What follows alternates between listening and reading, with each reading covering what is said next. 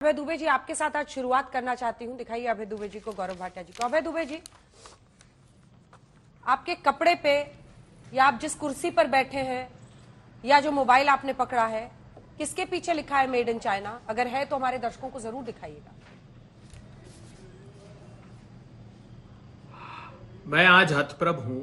Bharatiya Janata party के वरिष्ठ नेता लोग कहते हैं कि ये देशद्रोह की बात कर रहे हैं, तो क्या parliamentary standing committee on commerce भी देशद्रोह कर रही है? जो कह रही मोदी सरकार को, जिसमें भारतीय जनता पार्टी के सांसद हैं, वो कह रही है कि गैर जरूरी चीजों का सामान चीन से इतना बढ़ गया कि हमारे एमएसएमई को स्पॉइल कर दिया। $110 बिलियन का इंपोर्ट नहीं करने लगे हम चाइना से। बताइए प्रधानमंत्री जी, कितना करते थे 13-14 में? $38 बिलियन का 3-4 गुना आपने उसको बढ़ा दिया। और parliamentary standing committee on commerce कह रही कि खिलौने का, फटाके का, होम अप्लायंसेस का, साइकिल का, वो साइकिल के लिए कह रहे हैं कि एक वर्ष तो ऐसा है जिसमें 58% तक आपने इंपोर्ट बढ़ा दिया। तो ये आरोप अगर आप हम पर लगाते हैं तो ये parliamentary standing committee on commerce पर भी लगाया जाना चाहिए। क्या गलत कहा राहुल गांधी जी ने? राहुल गांधी जी ने कहा कि अमेरिका जो भी मैन्युफैक्चरिंग की तरफ बढ़ा है, उसके यहां रोजगार के अवसर अधिक सृजित हुए। हम लोग कंजम्पशन की तरफ काम कर रहे हैं, मैन्युफैक्चरिंग की तरफ नहीं काम कर रहे हैं। तो इससे भारतीय जनता पार्टी को अगर सच का आईना राहुल गांधी जी दिखाएं, कहीं भी दिखाएं, अब तो पूरा विश्व एक है कम्युनिकेशन के पॉइंट ऑफ व्यू से। इनको तकलीफ होती है। जो सच बताया है राहुल गांधी जी ने, वो सच छुपाया नहीं जा सकता। चीन भारत की सीमा के अंदर घुसकर बैठा है और आप क्लीन चिट देते हैं। चीन ने आपकी सरहदें नहीं, व्यापार की हदें भी सारी पार कर दी। अकेले राहुल गांधी नहीं कह रहे हैं, पूरा विश्व इस बात को देख रहा है। अगर वो बात सच्चाई का आईना राहुल गांधी ने दिखाया तो इनको झूठ लगता है। ये तो ट्वीट करके कहते थे कि कम्युनिस्ट पार्टी ऑफ चाइना और भारतीय जनता पार्टी भारत की एक जैसी है। और ये यात्रा पर गए। नहीं हो तो यही शिवराज सिंह चौहान जी का 2016 का ट्वीट उठाकर देख लीजिए, मैं आपको ट्वीट की कॉपी भेज दूंगा। इन्होंने ही तो कहा था। और ये इनका प्रतिनिधिमंडल चीन गया वहां से शिक्षा लेने के लिए। तो ये सच का आईना राहुल गांधी जी ने दिखाया है। इस पर मैं अभय जी से जवाब ले लूंगी। इस बात की प्रसन्नता है कि राहुल गांधी जी ने बहुत, लेकिन आपने मेरे सवाल का जवाब नहीं दिया सर। उसका एक जवाब तो बनता है, क्योंकि राहुल जी ने वहां पर कहा है यूएस में कि भारत में जो फोन, फर्नीचर, कपड़े आप देखें, उन सभी के पीछे मेड इन चाइना लिखा होता है। ऐसा है क्या? बिल्कुल है। फोन आपने कहा कि हमने प्रोडक्शन लिंक इंसेंटिवाइज करते हैं, हमने स्कीम पीएलआई की स्टार्ट की। क्या है उसकी सच्चाई? क्या फोन की बैटरी चीन से नहीं आ रही है? क्या जो आप सेमीकंडक्टर डिवाइस यूज कर रहे हैं वो चीन से नहीं आ रहा है? क्या माइक्रो प्रोसेसर उसका चीन से नहीं आ रहा है? क्या उसकी स्क्रीन चीन से नहीं? सारा सब कुछ हम आकर यहाँ असेंबल कर देते हैं और हम कहते हैं कि हमने इंसेंटिवाइज। राहुल गांधी ने डैलस में कौन सी देश विरोधी मैन्युफैक्चरिंग की बात कर रहे हैं वो? नहीं, हम तो आपके फर्नीचर, चेयर और कुर्ते के बारे में भी पूछ रहे थे।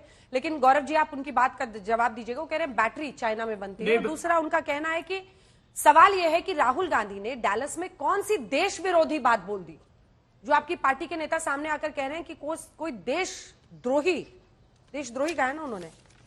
मैं अभी वो क्या समझेगा संघ को? देखिए, सबसे पहले तो आज तक के माध्यम से मैं आपत्ति दर्ज करता हूं कि लीडर ऑफ ऑपोजिशन भारत के लोकतंत्र को कोई पप्पू बुलाए। ये गलत बात है और ये अंकल सैम ने किया। एक अंकल सैम अमेरिका में भी है, लेकिन एक अंकल सैम पित्रोदा है। वो पप्पू बुला रहे थे, अच्छा नहीं लगा किसी को। लेकिन भारतीय राजनीति में अगर कोई काला धब्बा है तो वो काला धब्बा राहुल गांधी है। और मैं आपको बताता हूं, वो कंफ्यूज लीडर भी है और करप्ट लीडर भी है। अरे आपका तो पूरा दामन काला है। ये कहना गलत नहीं होगा। बीच में ना बोले प्लीज। अंजना जी जब ये बोल लेंगे तब। आज दो ही लोग हैं अभय जी, दो ही लोग हैं और आपका तो नाम ही अभय है।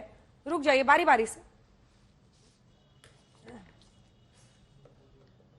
देखिए, शुरुआत पहले करी, इन्होंने चीन की करी, लेकिन उससे पहले एक बात समझनी होगी। एक लीडर ऑफ ऑपोजिशन इतना परिपक्व होना चाहिए कि वो विदेशी धरती पर जाता है तो तथ्यात्मक तौर पे उसको गलत नहीं होना चाहिए।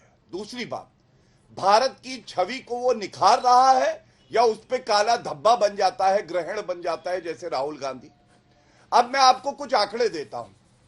अमेरिका में इकोनॉमी का ग्रोथ रेट क्या है? आईएमएफ की रिपोर्ट है जुलाई 2024 की।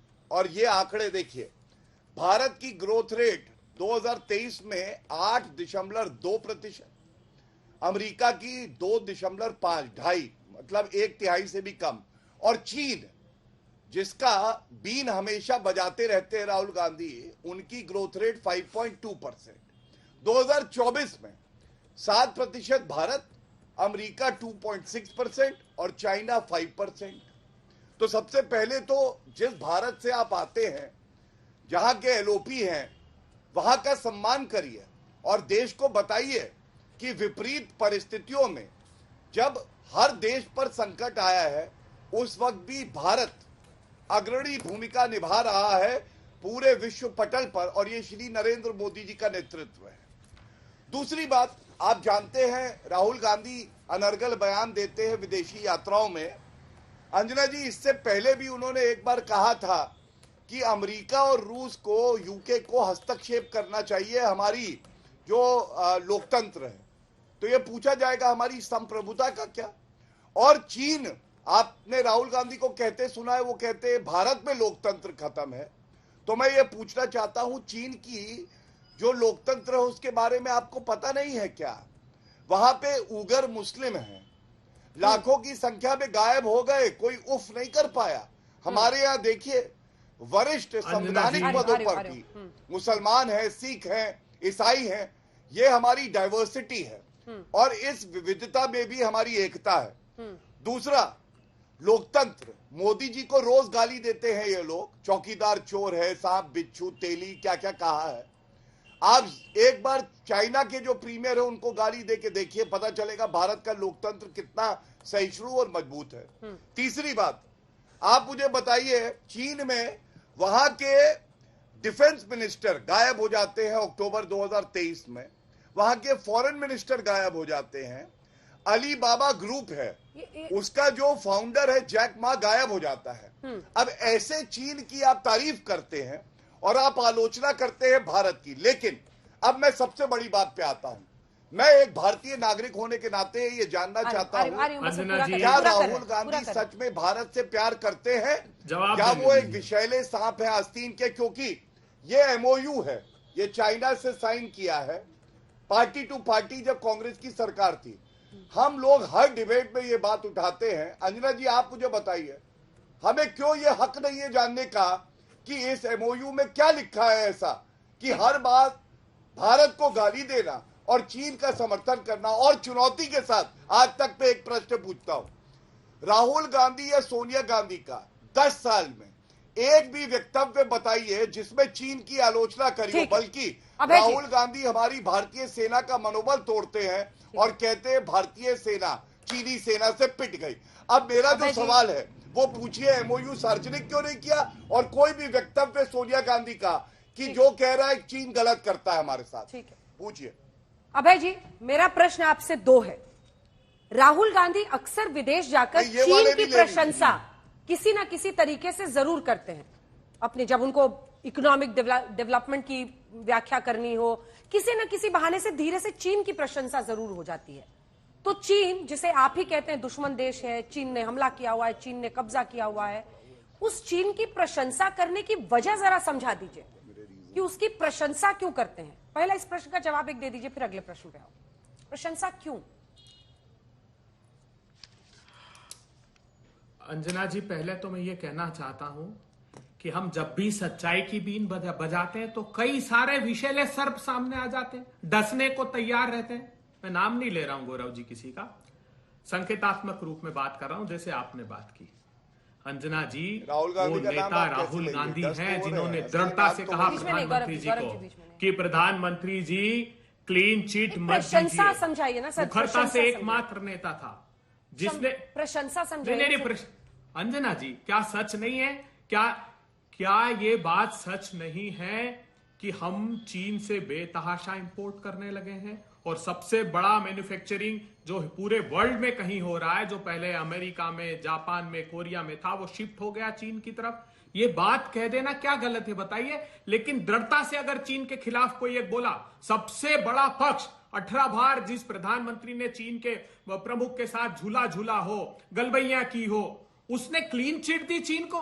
चीन ने क्या किया है भारत के साथ, देश के नागरिकों को जानना चाहिए। चीन ने भूटान के साथ 3 स्टेप एग्रीमेंट किया, हमारे फॉरेन मिनिस्ट्री कहती कि हम निगाह लगाए हुए हैं। नेपाल के साथ उन्होंने ट्रांस हिमालयन प्रोजेक्ट साइन कर लिया। पाकिस्तान के साथ पीओके में, जो भारत का हिस्सा है, उसमें इकोनॉमिक कॉरिडोर बना रहा है। श्रीलंका में 100 साल के लिए हम्बन टोटा उसने ले लिया। भारत की सीमा में वो पेट्रोलिंग पॉइंट 15 से लेकर पेट्रोलिंग पॉइंट 12, 13 तक घुसा हुआ है। उसने गांव का गांव बसा लिया भारत की भूमि में घुसकर। और प्रधानमंत्री जी जब चीन भारत में के अंदर दौलत बेग ओल्डी में बैठा है तो वो कहते हैं ना कोई आया है ना घुसा है। इससे बड़ा चीन के चाटुकार कोई राजनीतिक दल हो सकता है जो भारत मां की अस्मिता को खंडित होते हुए भी ये कहता हो दृढ़ता से लड़ने की अपेक्षा कि नहीं, हमारी सीमा में कोई नहीं घुसा। मुझे लगता है कि इससे ज्यादा चीन के प्रति समर्पण किसी का नहीं होता। राहुल गांधी तो एकमात्र नेता है जो दृढ़ता से लड़ रहा है। क्या कहा भारतीय जनता पार्टी ने? अमेरिका, प्रधानमंत्री जी गए अमेरिका पहली बार, कब गए? जब ट्रंप साहब से गले लगे।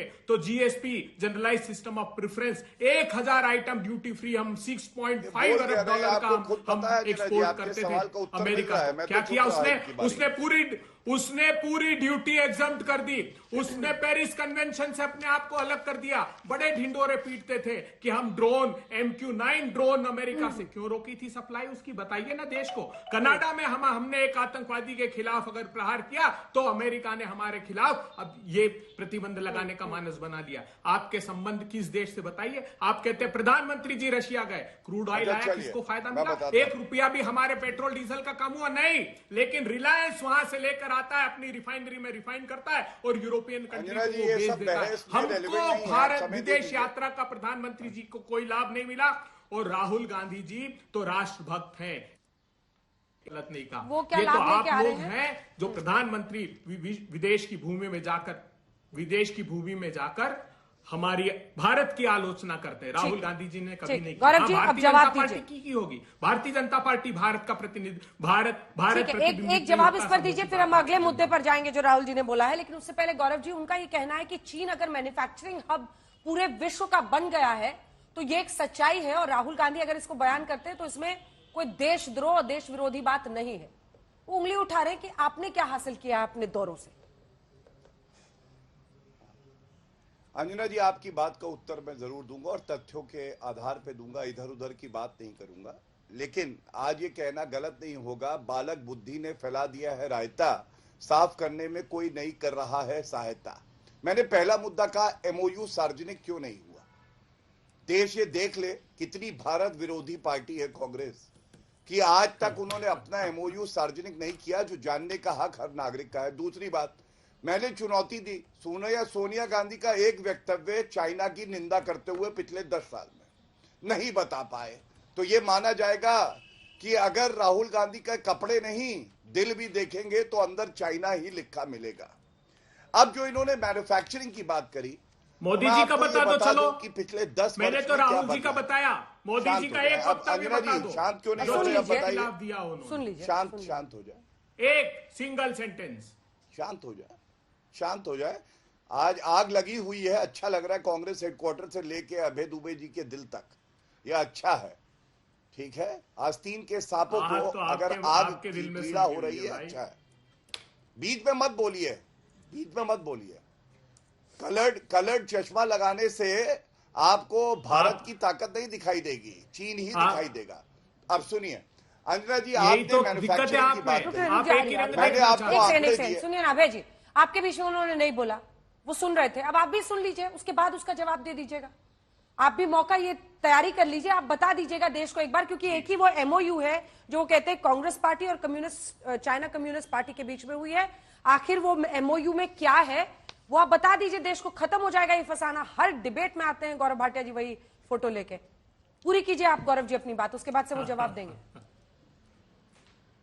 धन्यवाद। देखिए, बात हो रही है इकोनॉमी की, अर्थव्यवस्था की। मैंने तो आपको बताया कि भारत क्यों इतना मजबूत लोकतंत्र है, जहां प्रधानमंत्री जी को आप अपशब्द कहते हैं फिर भी लीडर ऑफ ऑपोजिशन चुने जाते हैं।